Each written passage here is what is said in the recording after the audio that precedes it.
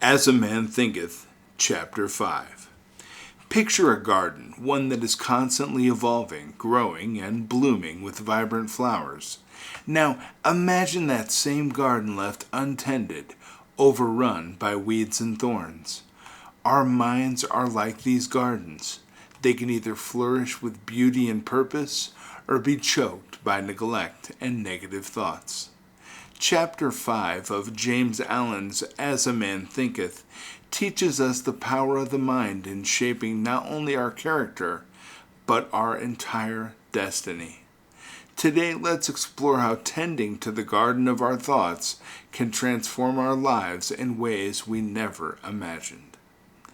In Chapter 5, James Allen focuses on a profound truth. The thought is the seed of our character and actions.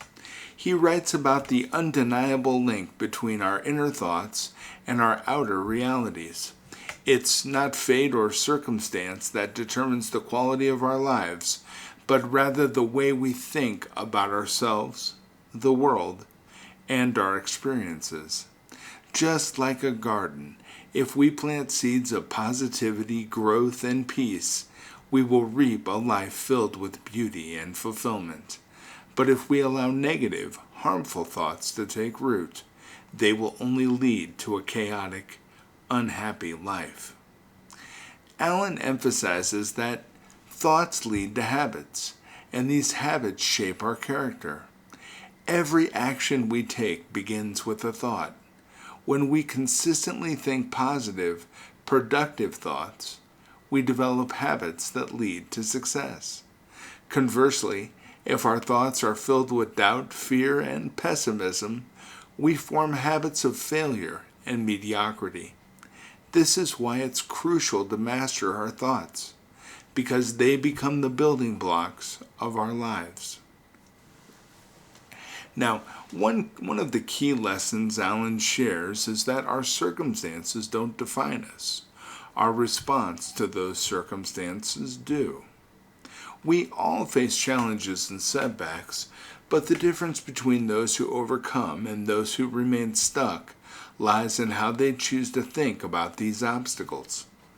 A person with a strong mind, cultivated by positive and constructive thoughts, can rise above any difficulty.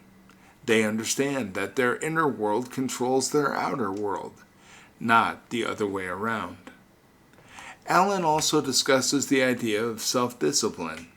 Just as a gardener needs to diligently remove weeds to protect the flowers, we must constantly weed out negative thoughts to protect our minds.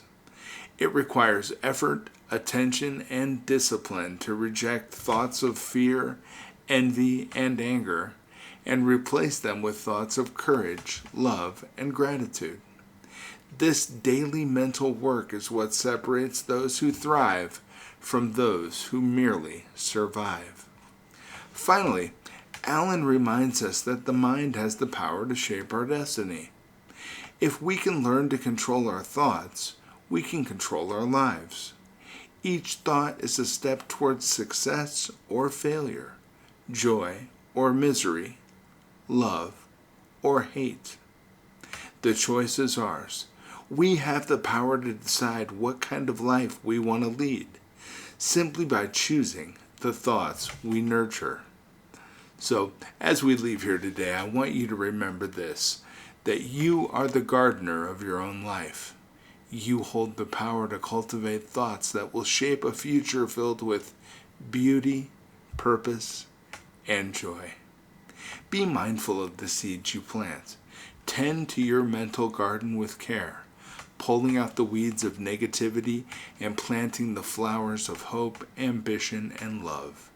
Your thoughts, moment by moment, are writing the story of your life.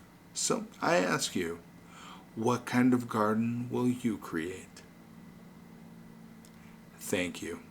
Tomorrow we'll discuss Chapter 6.